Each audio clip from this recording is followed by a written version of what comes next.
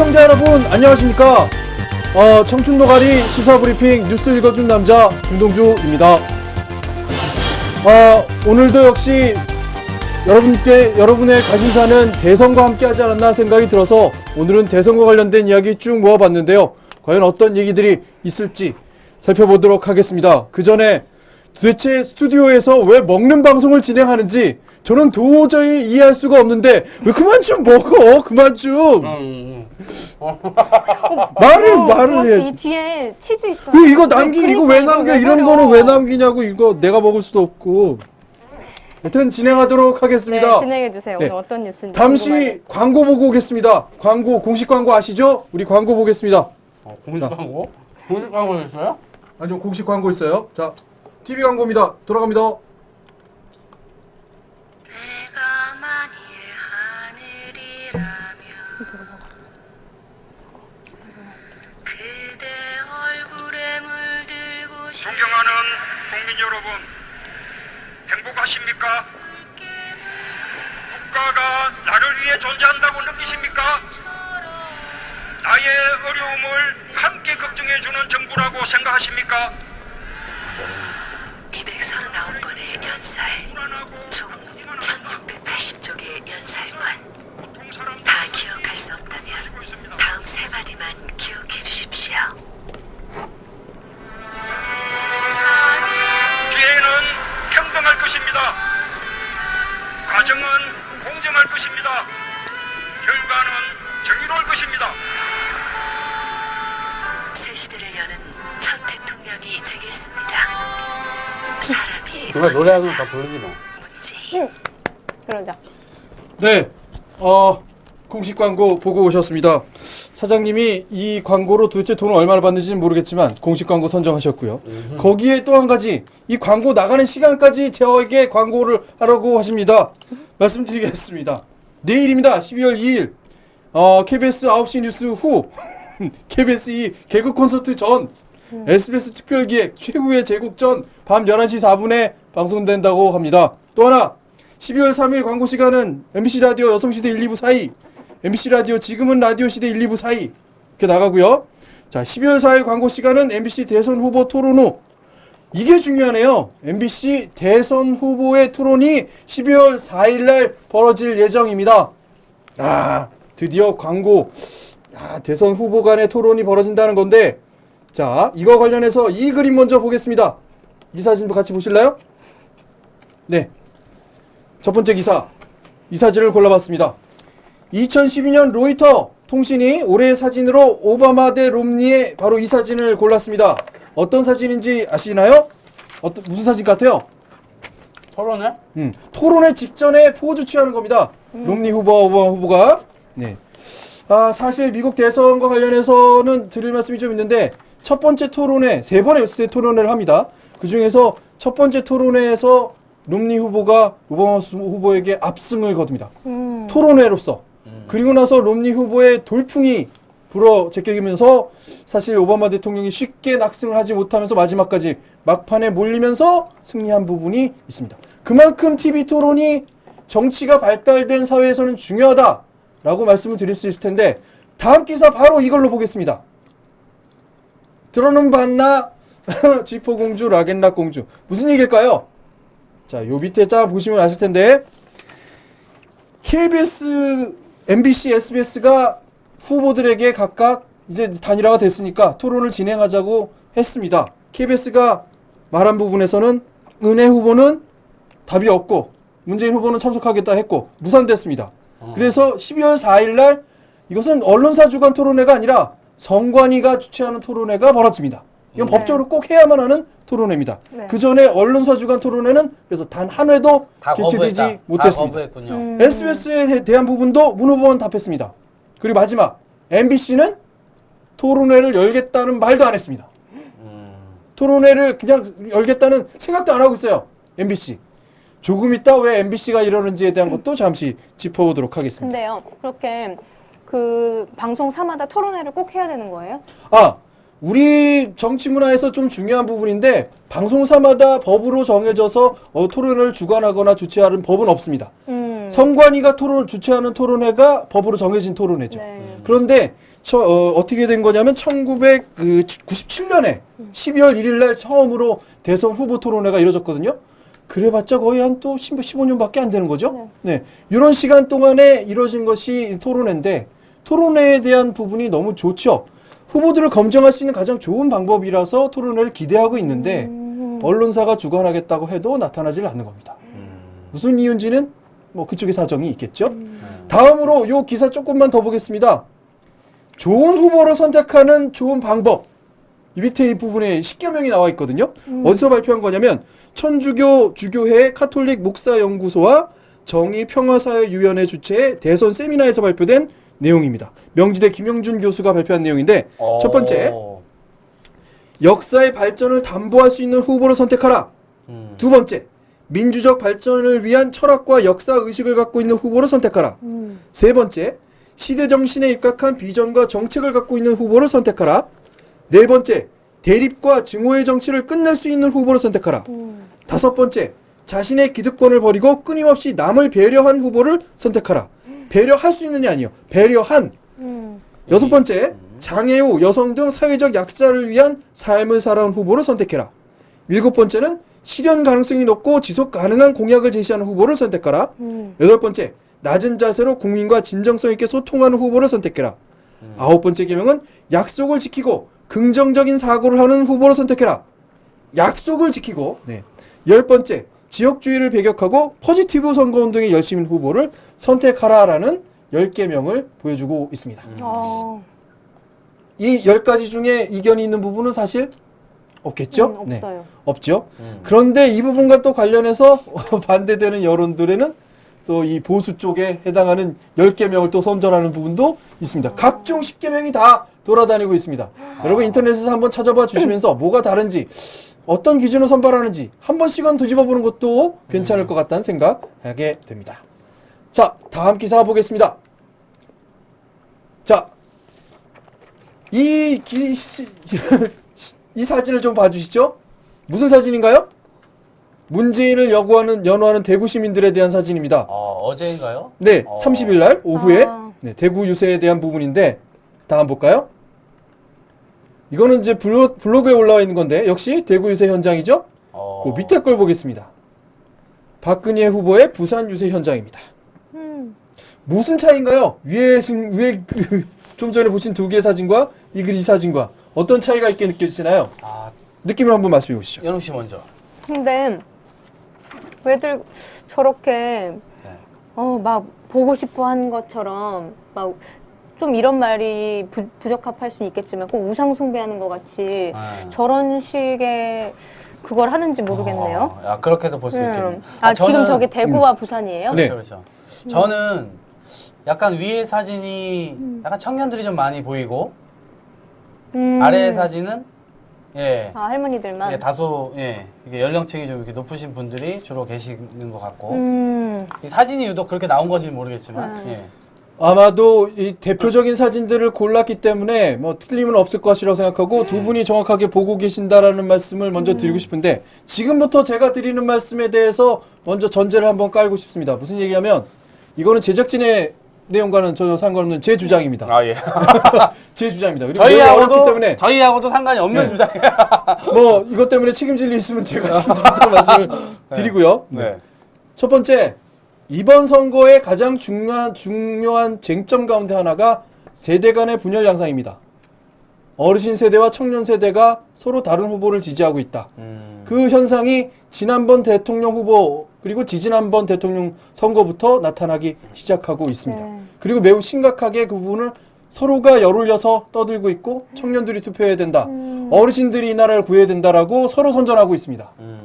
이건 현상이고요. 팩트인 것 같습니다. 이건 팩트입니다.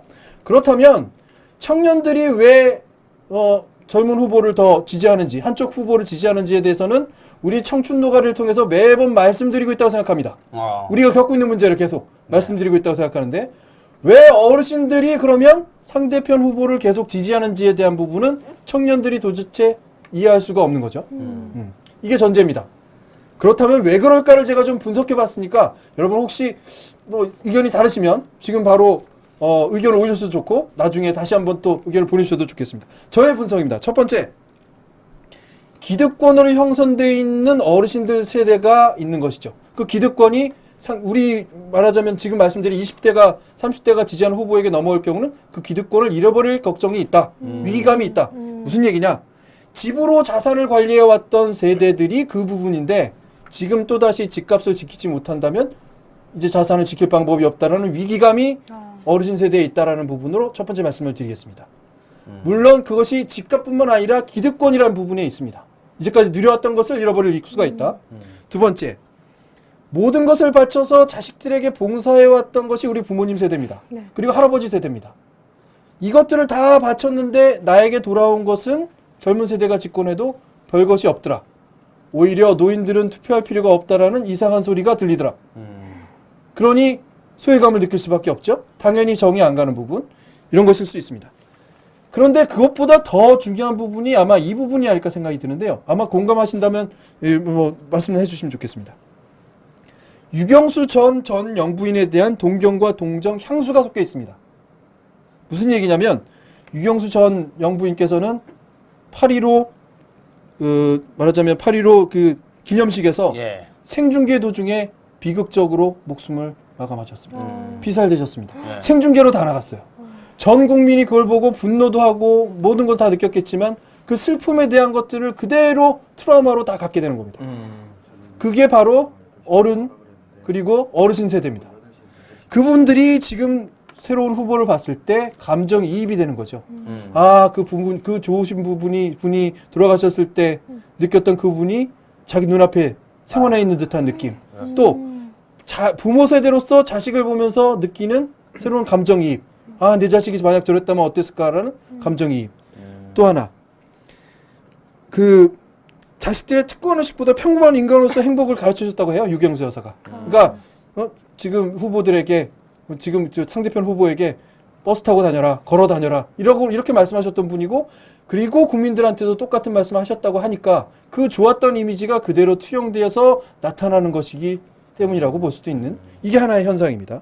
그리고 마지막, 우리 할아버지 할머니 세대, 어머니 아버지 세대는 극도의 공포와 불안에 살았습니다. 제일 먼저가 전쟁이었고요. 네. 전쟁을 겪으면서, 사실 우리는 전쟁을 잘 모르잖아요. 전쟁이 얼마나 심각했는지를 모르기 때문에 말씀하십니다. 야, 니들이 전쟁을 겪어봤어? 쓸데없는 소리 하지 마. 이만큼이나 살게 된 게 얼마나 다행인 줄 알아? 라는 부분을 말씀하시죠. 그게 맞아요. 트라우마입니다. 두 번째로는 독재의 세상을 거치면서 수많은 음모론을 듣긴 들었지만 말하게 되면 잡혀가면 목숨 잃고 고문당하고 하는 세대를 겪었습니다. 그러니 내가 옳다고 생각하는 것이 옳은 것이 아니다. 그리고 대세론이 아주 뿌리 깊게 자리 잡습니다. 무슨 얘기냐면 대세에 따르지 않으면 나는 기득권으로부터 멀어지고 내 인생은 망가진다. 라고 볼 수 없는 세상을 우리 어머니와 할아버지 세대가 그대로 살았기 때문에 남들이 우우하고 따라가면 그 길을 따라가야 되는 거죠. 특히 혹시- 자기 어머니 아버지가 투표하러 가면 나도 다시은이 가서 투표를 해야 되는 그런 군중 심리가 계속 생기고 있는 거죠. 그 약간의 뭐 세뇌를 당했다는 표현을 해도 괜찮은 건가요? 세뇌를 극심한 당한- 세뇌 현상이라고 볼 수도 있고, 이건 제 표현입니다. 네, 네. 극심한 세뇌 현상이라고 볼 수도 있고, 그만큼 또 젊은 시대에 겪었던 부분이 고착화돼서 쉽게 바뀔 수 없는 부분이 있는 거죠. 한 가지만 말씀드리면, 그렇다면 우리는 어떻게 될까요? 20, 30대는 어떻게 될까요? 동학 씨. 어떻게 될까요? 너무 어려운 걸로 하네요, 여러분. 네. 제가 드리고 싶은 네. 제안은 딱 이겁니다. 네. 우리가 투표를 하는 이유에 대해서 부모님께, 부모님, 어머니, 아버지, 사실 이 후보가 더 좋아요. 그리고 보시면 알겠지만 이게 논리정연하고 말이 되지 않습니까? 어머니, 아버지께서 말씀하시죠. 네가 뭘 알아? 겪어봤어? 응. 그 말씀에 대해서 서로 척지고 집안 간에 내부 갈등을 쌓을 필요가 없다. 그러면 무슨 얘기냐? 오히려 우리가 겪지 못한 세대에 대한 부분을 이해하고 공감하는 것도 중요하다. 그렇죠. 다시는 그런 세상을 살지 않겠다는 우리의 의지도 중요하다. 그러면 시간을 두고 차근차근 그분들이 하시는 말씀에 동의도 해드리고 동조도 해드린 만큼, 또 한 가지는 그래도 내가 앞으로 살아갈 세상인데, 내가 앞으로 더 뿌리 깊게 살아갈 세상인데 이런 세상이면 너무 비극적이지 않느냐 라고 말씀하시면 아마 부모님께서 동의하실 겁니다. 자식들을 위해서 다 내던진 세상이기 때문에 집안에서 싸우지 마시고요. 네. 청년들이 깨어납시다. 네. 그리고 꼭 투표하시기 바라겠습니다. 너무 길었는데. 아니, 좋았어요. 좀 내용 이해 가시나요? 네, 이건 제 주장이었습니다. 네. 다음 기사 보겠습니다. 다음 기사. MBC 얘기를 좀 하죠. 장난, 은혜 후보 샷은 열광, 문재인 샷은 썰렁이라는 얘기입니다. 밑에 사진을 좀 볼까요? 대전 광장에서의 첫 유세, 이거 박근혜 후보 측, 밑에 문재인 후보 측입니다. 두 사진을 조금 비교해 보시죠. 느낌이 오나요? 이쪽은 사람이 꽉 찼네요. 네, 꽉 찼네요. 이쪽은? 좀 듬성듬성. 그렇죠? 그럼 실제로 사람이 이쪽보다 이쪽이 더 많을까요? 느낌 애매한데? 왜 이렇게 비교를 했지? 자, 차량 크기를 좀 보겠습니다. 이 차량 보이시죠? 예. 밑에 차량 크기. 어느 쪽이 더 큰가요? 이 차가 더 큰 것 같은데요? 크기. 요거 작은 차 같고. 차량 크기를 말씀드리면 제가 보기에 이 차량 크기는 별 크게 차이는 안 나는 동일한 사이즈인 것 같은데 네. 이쪽은 더 크게 보입니다. 이쪽이 더 작게 보입니다. 네. 그렇다면 근데 이게 전체 앵글을 사람들이 꽉 차게 잡았고 이 밑에 사진은 대전 전체를 잡았잖아요. 네. 이렇게 4분의 1만 사람들이 있는 데를 잡았고 맞아. 4분의 3은 이제 다른 건물하고 이런 데를 잡았잖아요. 자, 여기에는 완전히 100% 사진으로 잡고. 말씀을 드리겠습니다. 네. 이거 같은 날 같은 시간에 나온 뉴스입니다. 이거 같은 MBC가 이렇게 한 거랑 바로 이 기사는 연결되는 기사에서 나온 글입니다. 같은 자리에서 좀 찍어서 같이 하지. 그러게. 다음 기사 보겠습니다. 사실 어제 아임 피터 어떤 분인지 궁금하시죠? 예. 아임 피터 분께서 올리신 블로그 찾아왔습니다. 네. 언론과 관련된 부분 올려주셨어요. 차근차근 좀 보기로 하겠습니다. 아임 피터가 말씀하신 부분은 한겨레 신문에 수사자료 훔친 중앙일보 기자가 징역 8월을 선고받았다는 내용으로 시작하고 있고요. 노무현 대통령 시절에 기자실 통폐합을 하려고 했던 가장 큰 이유가 출입처 기자단이 엉터리 기사를 쓰고 정부 부처를 해집고 다니면서 권력을 누렸기 때문에 이것을 제한하려고 했다라고 말씀을 하고 있습니다. 네. 그리고 그 밑에 보면 이 사건이 혹시 기억나시나요? 2007년에 대선 즈음에서 나온 기사입니다. 노란 점퍼 15만 장을 주문해놓고 열린우리당에서 1년 반 동안 안 찾아가서 공장 문을 닫았다는 기사인데 조선일보가 보도했습니다. 근데 나중에 알고 보니까 누가 주문했는지를 도저히 밝힐 수가 없더라. 열린우리당 사람이 아닌 것은 확실하더라. 이런 기사가 나버렸어요. 조선일보 다시 한번 보겠습니다. 병든 사회가 아이를 범했다라고 하면서 범인의 얼굴을 내보냈죠? 이거 기억나시나요? 나주 초등학생 성폭행 사진을 일면에 게재했는데 범인의 얼굴이라고 하면서 한 장의 사진을 내보냈는데 이게 개그맨 지망생이었어요. 오보에 항의하기 위해서 이 사람이 조선일보를 찾아갔더니 대수롭지 않다는 듯이 반응했다는 겁니다. 지금도 이분이 정신과 치료를 받고 있대요. 오보죠? 네, 사진을 엉뚱하게 내보내서 사람 인생을 완전히. 받아야 되는 거 아니에요? 정신적 피해 보상. 또 하나 보겠습니다. 연평도 포격 당시의 사진인데 한겨레, 동아일보, 조선일보 제목이 일단 매우 심각해요. 근데 사진의 색깔 좀 보시죠. 조선일보는 색깔이 굉장히 붉어요. 네. 똑같은 시간 동아일보 사진 보면 노란색입니다. 네. 매일경제도 붉은색이에요. 네. 사진을 조작했다는 얘기까지 들었습니다. 그때. 마치 전쟁 포샵? 상황. 네. 사진을 조작했다는 얘기까지 들었어요. 뭐 김일성 뭐 사망설에 대한 보고는 뭐 말할 것도 없고요. 그런데 예전에 SBS가 장장 가짜 편지 오보 사건을 내보냈습니다. 나중에는 또 이것이 뭐 다시 진실로 밝혀지게 했는데 그때 조선일보가 오히려 SBS에게 선진국 언론이라면 경진이 사퇴할 일이라고 말합니다. 자기들 잘못. 다른 언론에 대해서는 마치 하이에나처럼 물고 뜯는다. 자신들이 아주 완벽하고 올바른 언론인 것 것처럼 자랑하듯이 말한다. 이것이 피터님이 말씀하시는 내용입니다. 네. 또 하나. 그렇죠. 이제 이 기사의 주된 제목인데 기울어진 대선 경기장. 무슨 얘기죠? 대선 경기장이 평평하지 않아요. 기울어져 있어. 공정하지 않다. 네. 무슨 얘기냐? 조선일보는 안철수 문 따라다니며 2인자 정치는 안 할 것이라고 안철수 씨에 대한 관심법을 적용하고 있습니다. 방송에 들어갔다 왔어. 그죠? 안 선대위 불참, 독자 지원 나설 듯. 네? 민주당 당원안이 안 돕기 문당하게 한 게 뭐 토건 지원 불가. 완전히 목소리 들어갔다 왔어요. 누구도 이걸 확인해 줄 수가 없어. 근데 기사를 써요. 그 분위기에 맞게. 그리고 무엇보다 MBC. 박근혜 후보만 많은 시간을 할애하고 영상을 제대로 편집해서 보내주고 박근혜 후보 띄워주고 문재인 안철수 후보를 깎아내리는 교묘한 대선전. 방금 전에도 사진 보셨죠? 그렇다면 MBC는 왜 그럴까요? 그럼 왜 그러죠? 네. 여기 한번 생각을 한번 말씀해 봐 주시죠. 여기 사장님 문제가 굉장히 큰 거 아니에요? 김재철 그 사장이요? 사장님. 그 사장님 네. 왜요? 그 사장님. 아, 저도 뭐 자세히는 모르겠는데 어찌됐건 이 방송이라고 하는 것이 이제 공정성이 핵심이잖아요. 공정성이 핵심이고 방송사 스스로가 비판할 수 있는 점은 정부건 여당이건 야당이건 관계없이 방송사 스스로의 시각으로 이렇게 해야 되는데 그게 이제 그 방송사 사장님이 약간 이렇게 정부 편으로 엮여서? 좀 들어서 여당 편을 이제 들면서 그렇게 좀 야당을 주로 이제 이렇게 공격하게 되는. 그러니까 옳은 말을 할 권리를 빼앗긴 거네요. 자, 이 부분에 대해서 뭐 나름대로 분석하고 계신 부분이 뭐 틀렸다고는 말씀 안 드리겠지만 다시 한번 제작진의 의도와는 상관없는 제 주장을 또 말씀드리겠습니다. MBC라는 방송의 지분 구조가 어떻게 되는가를 보면 답이 좀 나올 것 같습니다. 나 이거 들은 것 같아. 공익재단인 방송문화진흥원이 MBC의 지분 가운데 70%를 가지고 있어요. 재단법인 정수장학회가 30%를 가지고 있다고 합니다. 정수장학회가 혹시 어떤 법인인지 아시나요? 그 옛날에 박정희 대통령의 정, 네. 유경수 여사의 수, 네. 정수를 떼가지고 정수장학회 맞습니다. 이거 한 거 아니에요? 맞습니다. 네. 정수장학회를 만들어서 MBC 지분을 매입하게 된 때가 사실은 강탈 얘기가 나오는 정수장학회 지분에 대한 강탈 얘기가 나오는 부분입니다. 원래 MBC는 부산에서 있었던 라디오 방송이고요. 네. 4.19에 대한 보도를 특별히 잘해서 전국으로 뻗쳐나가는 그런 방송이었습니다. 그런데 그 사주를 말씀드리자면 부정부패로 해서 네, 그 사람에게 방송을 내놓을 거냐 말 거냐 이렇게 위협했다고 얘기하고 있습니다. 한쪽의 주장입니다. 예. 그래서 얻어진 정수장학회 지분이 그대로 지금 현재 최대 주주는 네, 후보님이십니다. 은혜 후보님이 그렇게 되고 지금 계십니다. 최대 주주. 네. 근데 그만뒀다고 하지 않으셨어요? 그만두셨다는 건 대표이사를 그만두신 거죠?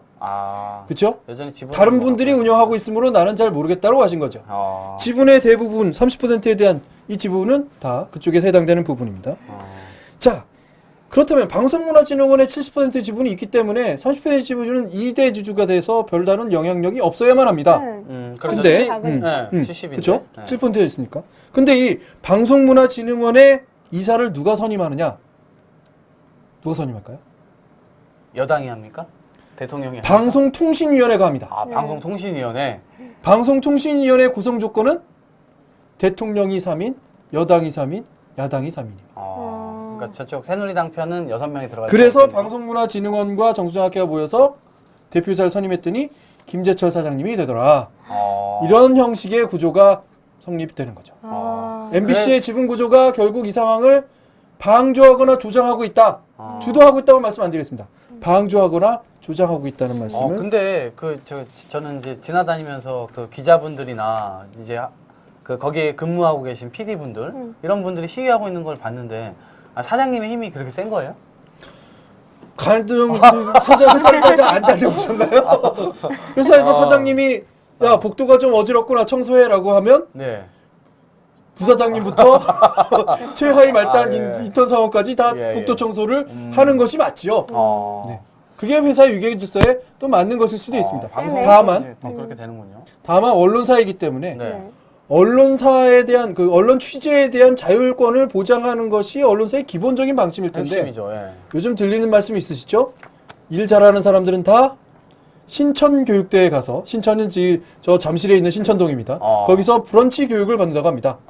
음식 만드는 법 뭐 이런 걸 배운다고 하는데 루머처럼 되어 있습니다. 그러니 MBC가 방금 전에 말씀드린 것처럼 대선 후보 토론에 개최할 생각도 안 하고 후보들에게 의향타진도 안 했습니다. 기사는 계속 이렇게 나오고 있습니다. 일단 하는 순간 좀 뭔가 이렇게 좀 불리하다. 뭐 어느 쪽이 이렇게 생각하고 있는 건가요? 그래서 오늘 좀 제가 그 부분을 또 마지막으로 짚어볼 부분이 사실은 대선 지지율의 변동이 있다라는 말씀을 좀 드리고 싶은 건데 그 지지율을 공포하려면 상당히 복잡한 절차가 필요합니다. 저희가 조사할 수는 없고 여론에서 인용해야 되는데 인용하는 절차 중에 뭐 표본 오차 혹은 뭐 응답률, 전화 응답 방법 이런 것들을 다 밝혀야 되는데 그것을 제대로 밝힌 기사가들이 몇 개가 안 되더군요. 그래서 제가 일부러 뺐습니다. 그런데 네거티브로 계속 이어지는 이런 지금의 선거 운동이 상당히 영향을 끼치고 있다. 지지율이 변동이 있다. 네거티브에 당하는 후보가 있다. 라고까지만 말씀을 좀 드리고 싶습니다. 다음 기사 보겠습니다. 나 너무 똑똑해지는 거 아니야? 그러게요. 너무 똑똑하게 얘기하는 것 같아. 재미없게. 자, 이거는 네 다른 기사고요. 네 잘못 뽑은 기사입니다. 네, 자, 이 기사 보겠습니다. MB 정부는 쏙 빼놓고 참여정부가 최악이라고 새누리당 경제지표 이렇게 해서 계속 공격했습니다. 네. 후보도 그렇게 했고요. 그랬더니 문재인 후보가 뭐라고 했냐면 이명박근혜 공동책임론 시정치를 강조했습니다. 공동책임이란 건 뭐죠? 이명박 현 정권의 지금 난맥상에 대해서 공동책임이 있다. 그랬더니 어떻게 됐느냐? 현 정부도 민생 실패는 했다. 당연하다. 나는 그 사람들과 전혀 다르다. 라고 선언하고 있습니다. 그냥 이 제목들로만 흘러가겠습니다. 다음 기사 보겠습니다. 이분이 누굴까요? 예전에 좌장하셨던 분 아니에요? 친박 지금 좌장? 네. 지금 저 선거 총합대책위원장 하시고 계시죠? 네. 네. 총괄 선대본부장이신 분입니다. 네. 이름까지는 말씀 안 드리겠습니다. 무슨 얘기냐? 뭐 나와 있는데 네. 뭘 안 말해? 우리는 말은 안 해. 보여주긴 하지만. 네. 신공항 유치에 대해서 박근혜 후보가 최근에 말한 부분이 있습니다. 사실 신공항을 지난번에는 후보가 할 필요 없다라는 뜻의 말을 했었죠. 신공항에 걸고 계신 부산 시민들의 기대를 너무 잘 알고 있다. 부산 가덕도가 최고 입지라고 한다면 당연히 가덕도로 할 것이라고 하면서 새로운 공약으로 어제 발표했습니다. 그런데 이 김 본부장님께서 지난 3월 말에 한 것이 동남권 신공항 문제는 잘못된 공약이었다는 점을 인정하고 이를 공약으로 내건 데 대해 사과하고 정부에서는 모든 수치를 내놓고 정면 돌파해서 폐지해야 된다고 했던 분입니다. 그분이 총괄 선대본부장을 하고 있다. 네. 이 내용이고요. 옛날에 어찌됐건 이 가덕도 이 공항을 네. 지어서는 안 된다. 이렇게 얘기를 했고 그리고 지금 와서 그리고 무산시켰죠. 네. 사실 그래서? 신공항보다는 네. 현재 김해공항을 더 확장하는 것으로 결론 지었는데 다시 신공항을 이번 해야 대선에서 이제 들고 나온 와서 겁니다. 또다시 후보가 얘기를 하니까 이제 와서 그렇게 해야 된다. 그런데 말을 바꾼 거구나. 이 총괄 선대본부장님께서 하신 말씀이 너무 엄청난 게 많아서 오늘은 꼭 이 얘기를 좀 해봐야겠습니다. 이분이 뭐라고 하셨냐면 최근의 얘기입니다. 노무현 대통령이 자기 스스로 부정해서 그걸 감추려고 자살했다라고 말했고 2008년 촛불 집회에 관련해서는 대통령이 공권력을 가지고 확 제압해버렸어야 된다라는 말씀하신 분이 바로 이분입니다. 이것에 대해서 민주당 대변인은 자신들에 의해 죽임을 당한 전직 대통령을 정략적인 목적을 위해 부관 참시하려는 행태는 인간에 대한 최소한 예의조차 포기한 폐륜적 범죄라고 반박했습니다. 반박한 내용만 읽어드릴게요. 또 다른 대변인은 공권력 투입 발언을 두고 부마 항쟁과 관련해 캄보디아에선 300만 명이 희생됐는데 우리가 100만 명, 200만 명 희생시키는 게 대수냐고 말했던 박정희 전 대통령의 경호원 차지철 경호실장을 떠올리게 하는 발언이다 라고 했습니다. 이거는 집권하면 비판 세력을 무력으로 쓸어버리겠다는 선전포고나 다름없다. 근데 당시에는 이 대통령이 뭐 반성한다, 뭐 국민의 뜻을 다시 한번 되새겨 보겠다, 뭐 이렇게 얘기까지 했는데 그런 말을 완전히 뒤집는 말이네요. 그렇죠. 거기에 어제도 말씀드렸습니다. 납세자 연맹에서 했던 말들 어떻게 느껴지시나요? 위압적으로 느껴지고 마치 누군가를 위협하려는 듯한 느낌. 근데 이것들이 통한다라는 거죠. 왜? 아까도 말씀드렸지만 우리 어머니 아버지 세대는 그런 부분에 굉장히 큰 트라우마를 갖고 있기 때문에. 근데 이런 말들이 젊은 세대는 굉장히 자극적이에요.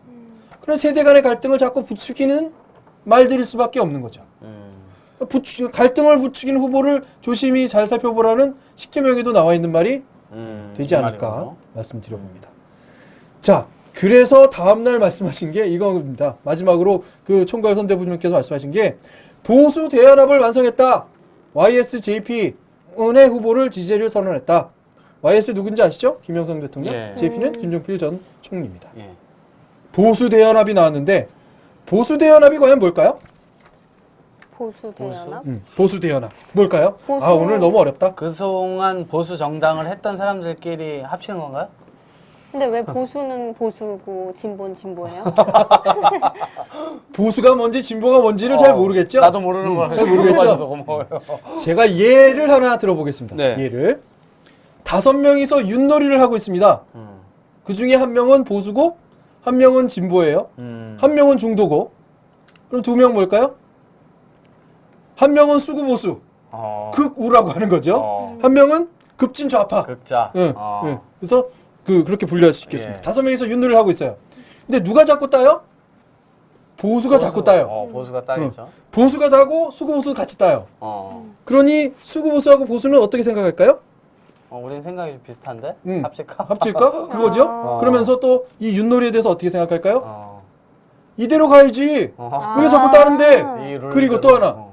야, 우리가 돈을 좀 더 낼 테니까 룰을 이렇게 바꾸자. 윷이 나오면 한 칸 가지 말고 3칸 가자. 이렇게 바꾸는 거죠. 윷모 나오면 한 칸 가지 말고 3칸 가자. 이런 식으로 바꿔요. 수구 보수가. 근데 진보는 뭐라고 그러죠? 무슨 소리야? 룰을 지켜야지. 응? 룰을 그대로 둬야지. 라고 말해요. 진보는. 그죠? 또 하나. 야, 그렇게 3칸 가지 말고 공평 한 칸씩만 가. 라고 하는 게 진보예요. 응? 또 하나. 그러면 중도는 뭘 할까요? 여기서? 중도, 중도. 중간이에요? 중간. 중간은 내가 유리할 것 같으면 야 보수 네가 맞아. 야 내가 유리할 것 같으면 진보 네가 맞아. 맞아요. 그렇다면 급진 좌파는 어떻게 할까요? 야, 이거 판 다 엎어. 그렇죠. 판 엎어. 판돈 다 갈라. 야, 다시 만들어, 다시 똑같이 만들어. 나눠. 그렇다면 수구보수는 어떻게 할까요?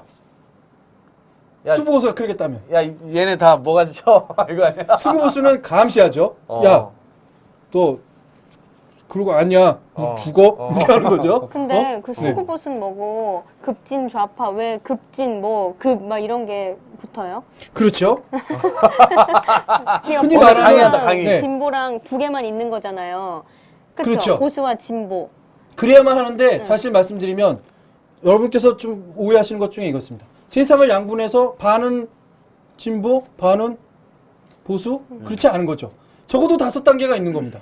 제가 드린 말씀대로. 네. 수구보수는 아주 옛날로 돌아가자는 거예요. 옛날에 독재하던 시절로 돌아가자. 그게 우리한테 더 맞다. 아직은 우리가 그럴 때가 아니다.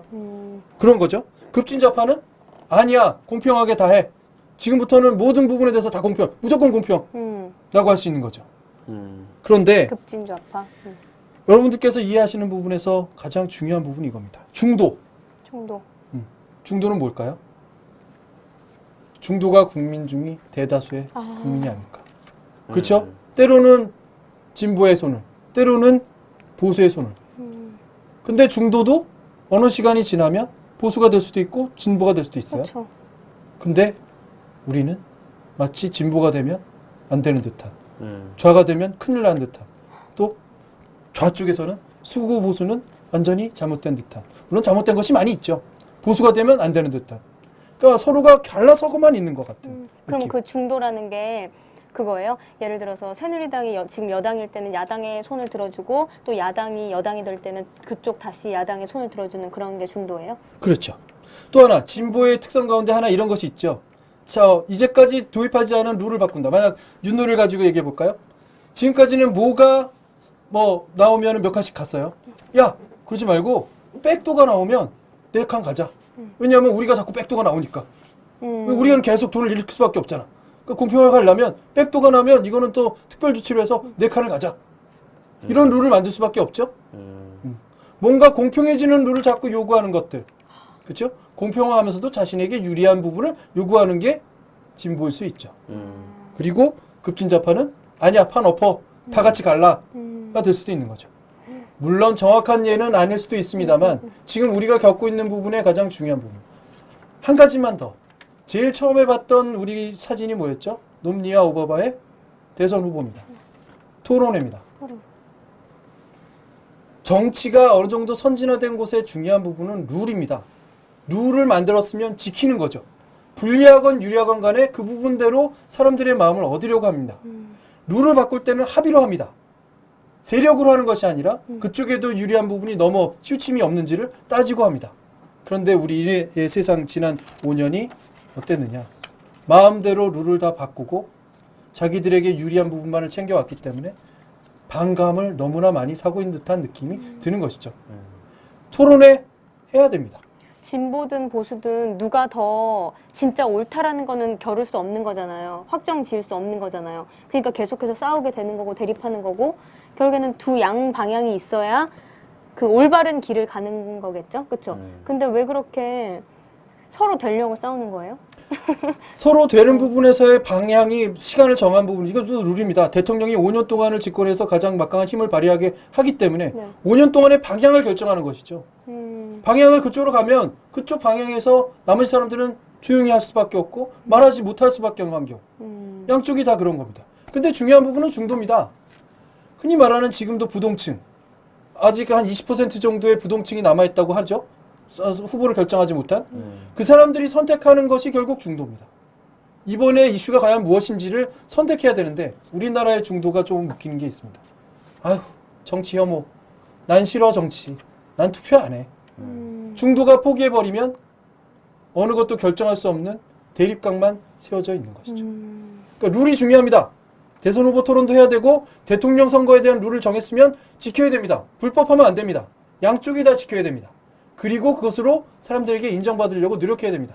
그 룰을 벗어나서 스스로 룰을 만들려고 하거나 스스로 그 룰을 깨서 초법적인 행동을 하려고 한다. 이것이 가령 지금의 가장 중요한 난맥상을 이끄는 제일 첫 번째 요인이 아닐까. 이런 말씀으로 드려봅니다. 오늘 매우 어렵습니다. 진짜 나 너무 어려워요. 똑똑한 것 같아. 보수진보. 네. 어려워요. 어렵다. 그래서 이 사진으로 마무리할까 합니다. 여러분 보이시죠? 어제 청룡영화제 나와서 누구예요? 누구지 아시나요? 개그우먼 박현아 씨입니다. 박현아. 투표하면 손가락이 예뻐진대요. 네. 10월 19일 네일 아트 데이. 투표하고서 네, 그 손가락에 네일 아트 하자는 그런 말씀으로 아름다운 드레스를 입고 청룡영화상 시상식 입장하는 와. 네, 레드카펫에서 이런 말씀을 하고 계십니다. 혹시 이분이 어떤 영화 출연하셨나요? 네, 최근에 좀 네, 약간 좀 그 성인 영화라고 할 수 있는 19금 영화에 출연하시기도 하셨죠. 예, 곽현아 그리고, 예, 예, 팬들. 근데 더 웃긴 건 이분이 수학책을 썼어요. 그렇죠. 그죠. 이분은 네, 또 수학 수학을 교재 책을 전공하셨잖아요. 썼어요. 네, 이대 다니는 여자라고 합니다. 이대 나온 여자. 예, 근데 그 이분 제가 근데 욕도 많이 먹었잖아요. 그러게요. 제가 영화 찍은지도 몰랐네요. 박현아 팬분들께 아니 정말 그런 거 얘기하지 말고 네. 투표하면 손가락 예뻐진 이런 걸 봐야지. 또 네거티브 하고 있어 저 두 사람. 박현아 팬분들께 정말 네거티브 하지 말라고. 죄송합니다. 예, 욕 좀 해주세요. 욕 좀 해주세요. 그냥 저희한테. 근데 우리 욕 많이 먹어요. 네. 4천만 원. 자, 네. 정리하고 결론을 좀 말씀드릴까 합니다. 네. 대선이 가까워지고 있고 투표율이 가까워지고 있는데 우리 청춘 노가리에서 네. 제가 그 부분에서 조금 어려운 역할을 담당해 볼까 하는 생각이 좀 요즘 들고요. 조금 더 여러분이 이해할 수 있는 이야기들을 전달해 드리고자 하는데 재미는 좀 없을 겁니다. 대신에 평상시에 궁금했다. 나는 왜 이런 짓인지 모르겠다. 그런 부분들 제 트위터에 남겨주시고 청춘 노가리에 질문 올려주시고요. 뉴스 읽어준 남자가 해설해 주든지 아니면 그걸 알 수 있는 사람을 데려다 알려달라 라는 부분으로 진행해 주셔도 좋겠다. 네. 이 투표는 얼마 남지 않았습니다. 또 하나 부재자 투표율도 얼마 남지 않았습니다. 지금부터 투표권 단련 충분히 하시고요. 그리고 아까 다 먹었어요? 예. 다 먹었어요. 근데 나 배불러. 방송이 좀 그래 막 먹고 막 그래요. 그래야 방송이. 네거티브하고. 자, 내일은 일요일입니다. 내일 하루 쉬고 월요일날 다시 뵙겠습니다. 고맙습니다. 뉴스 읽어주는 남자만 쉬어요, 내일. 우리는 없어요.